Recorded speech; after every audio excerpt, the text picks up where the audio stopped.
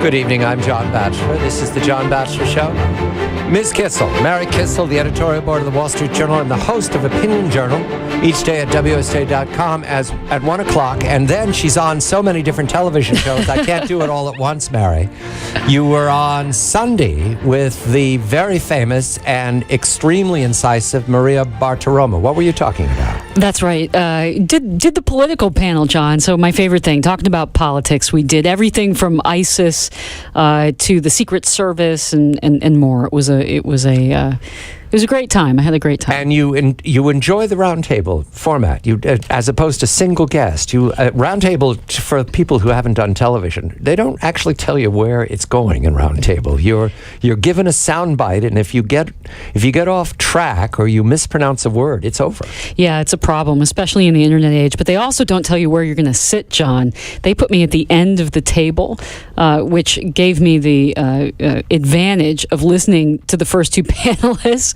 And then, kind of formulating my response and thinking about it before I weighed in. So that was very nice of them. Kissel giving away secrets here about how it's done on television. But we're on radio now, Mary, so they believe everything they hear because we can't mislead on radio. That's the joy of radio. The voice has clarity or not. The voice is transparent, and we're going to do politics now with David Drucker. There's a problem for the Republican Party that nobody knows about. And David Drucker of the Washington Examiner has it tonight. He's just posted it on the website. So David's going to explain. It's South Dakota. That's right, South Dakota. For weeks, I've been saying very carefully, Montana, South Dakota, West Virginia, already in the bank. Moving on for the control of the Senate. But it turns out there's a problem in South Dakota, and it's named Larry Pressler. David, a very good evening to you. Who is Larry Pressler, and why is he hectoring, troubling, worrying Mike Rounds and the very successful Republican campaign so far to take the Senate seat? Good evening to you, David. Good evening, John. And I mean, who knows why any of these guys want to run for office, especially when they've been there, lost, or left, and then they want to come back. I'll never know. But Larry Pressler is an independent candidate for Senate in South Dakota. He was I believe, a three-term Republican senator from South Dakota until 1996, when the outgoing Democrat, Tim Johnson, ousted him. And now he wants back in. He has no money. He has no ground game, relatively speaking. But he's caused problems for Mike Rounds, the former two-term governor who's the Republican nominee, because a lot of South Dakotans age 50 and up still remember him as Larry the Good Republican. They're not sure if they like Rounds. There's a couple of things going on in the state. And so they think, but I can really still vote Republican. I can vote for Larry. And that, over time, has eaten into Rounds' lead. Depending on which poll you believe, he either has a 3-point lead, that's the Survey USA poll that came out this week that kind of shook everybody out of complacency, or he has an 11 to 14-point lead if you believe the Rounds internal poll. And the only thing I'll say about that is Glenn Bolger, the Republican pollster, is doing the polling for Rounds, and he knows South Dakota really well. So if those aren't manipulated numbers or sort of trumped-up numbers, then they're believable because of the guy who's doing them. And so the Rounds campaign is apparently getting off its rear end, and they're going to go on the air with television ads telling everybody that Larry Pressler is now an Obama supporter, which he is very publicly, that he supports the Affordable Care Act and a whole host of other Obama administration policies, which a lot of South Dakotans don't realize, the older ones who remember him as Larry the Good Republican. And Democrats, smelling some blood and having nothing to lose and plenty of money, are promising to dump in $1 million, and that's just from the DSCC, and then some super PACs are going in, hoping they can get this guy Rick Wieland, who hasn't been able to go anywhere. It's Pressler that's risen. Wieland hasn't gone anywhere. But they're thinking, look, they do elect Democrats to the Senate from South Dakota despite its Republican lean, and maybe we can create some trouble. So, David, how is Pressler generating all of this excitement? Is he pulling a Scott Brown and just driving around the state in a pickup and meeting people? Is that what he's doing?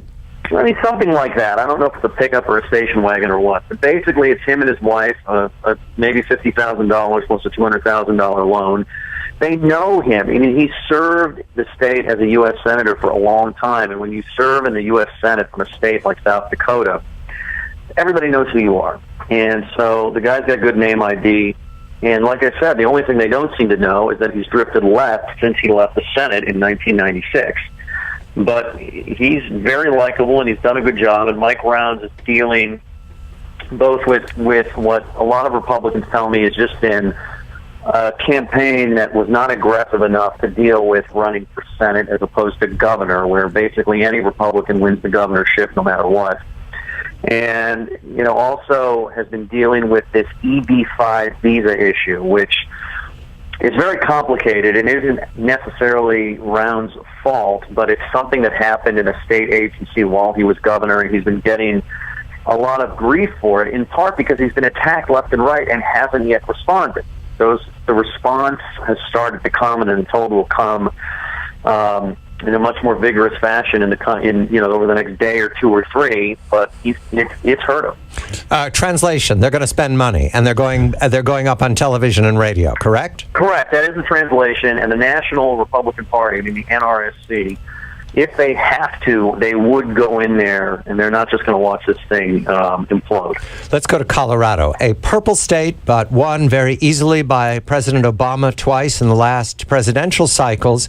Mark Udall, who has inherited the fame of a family that's been in politics for generations, and we're looking at challenger by Cory Gardner, a young 40-year-old Republican from the House, where he's associated with a conservative social issues, essentially reproductive rights, abortion. Udall has struggled from the beginning. He's been panicky, in fact. During the debates, he doesn't smile very well. He does the craggy face thing, but he doesn't do the cheery thing. Cory Gardner has a great, chubby cheek face, and he smiles, and he's happy all the time. But David, I'm told, and I spoke with Joshua Green about this, I'm told that what we're actually looking at is the Republicans are no longer being hurt by saying abortion, abortion, abortion. And the Democrats are no longer winning by assuming that people are against fracking. That surprises Udall. Well, I think part of the reason this is happening is because Cory Gardner is an excellent campaigner who has done a good job of staying on the message that is going to matter most to people and not getting defensive over women's issues. He focuses on jobs. He focuses on energy exploration. And I've watched him now in 2 debates, and he just doesn't get distracted or defensive. He just stays on message and moves on. And you're right about his demeanor, and it's helped him. And I have to say, obviously Gardner's being helped by the environment, but 2 things. He's just a very likable, good campaigner.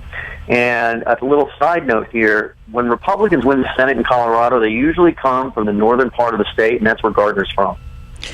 Cory Gardner, has he tried to go out and talk to the Spanish-speaking communities of Colorado? Big constituency there. 21%. Very yes. Important. An important constituency for the GOP nationally.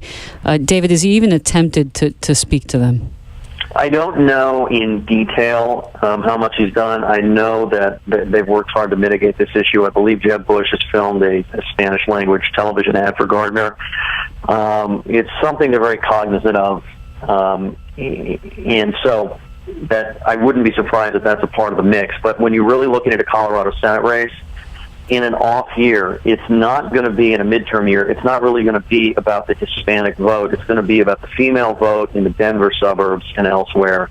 And that's where Gardner has to make his mark. And I think the most important thing he did there, at least stylistically, was come out for birth control over the counter, which gave him a very positive way of rebuffing the war on women attacks that helped Michael Bennet win in a tough 2010 year, and it's what Udall has counted on so far this year. The best-looking Republican candidate, female, in this cycle is Joni Ernst in Iowa. In addition to the fact she performs very well on the campaign trail, and she has the issues that are consistent with a conservative Republican. She's not changing her message. She's very on. She beat the Tea Party candidates in the primary, and she's leading Bruce Braley, who represents perfectly where the state of Iowa has been the last couple of cycles. It's a progressive, liberal, blue state, and yet she's ahead, or at least tied in the polls. Mary, I come to you on this because the surprise here is that the Republicans have discovered if they choose a conservative female candidate with experience, not from out of nowhere, they do very well because it appears to deprive the Democrats of the war on women motif. Yeah, I think that's a very important theme, John, and something that should be explored in detail here. A very important trend. If the Democrats don't have the war on women theme, then what do they have to talk about? They can't talk about economic opportunity. They can't really talk about the success of their healthcare program. They certainly can't point to abroad and say everything is going really well in the world. So it's a very important plank of their platform. And Joni Ernst, if she does indeed show that it's falling on its face, and you just heard David speak of Colorado and how Cory Gardner's handling the issue, well, that's important, and I hope other Republicans around the country are paying attention. David, it's a tie in Iowa. The favor always has to be with Braley, given the president's success. I'm understanding that the First Lady's going in there to campaign for Braley, also into Michigan for Peters. What do you hear about Iowa? Is the party confident, or are they throwing money in? I think the party feels really good about Ernst's prospects, and I know her team feels good. I think that they're very pleased with the position that they're in, and I think there's a couple of things to note here. First, a lot of this is just due to the quality of Ernst as a candidate. She's got a great profile, but a great profile isn't enough. If you look at Terry Lynn Land in Michigan, I think she's been a pretty rather awful candidate, well-meaning but not too good, and it's reflected in the polls. Iowa, they're down on the president and the Democrats like anywhere else, but you can't just attack Obama in Iowa, because they still have a soft spot for him, because they launched him in that 2008 primary into front-runner status and into the presidency. And so it's a little bit delicate, and that's why I think it's not surprising to me that Michelle Obama is going there, because they think she can be a real asset. But I think when you're looking at this race, Braley has the right profile and the right politics, except he's not very likable, and he's made a lot of mistakes, and Ernst has managed so far to thread the needle, and that's why I think they have a shot to win this. Senior congressional correspondent for the Washington Examiner, David Drucker, Mary Kissel, the editorial board of the Wall Street Journal, and the host of Opinion Journal each day, WSJ.com. I'm John Batchelor.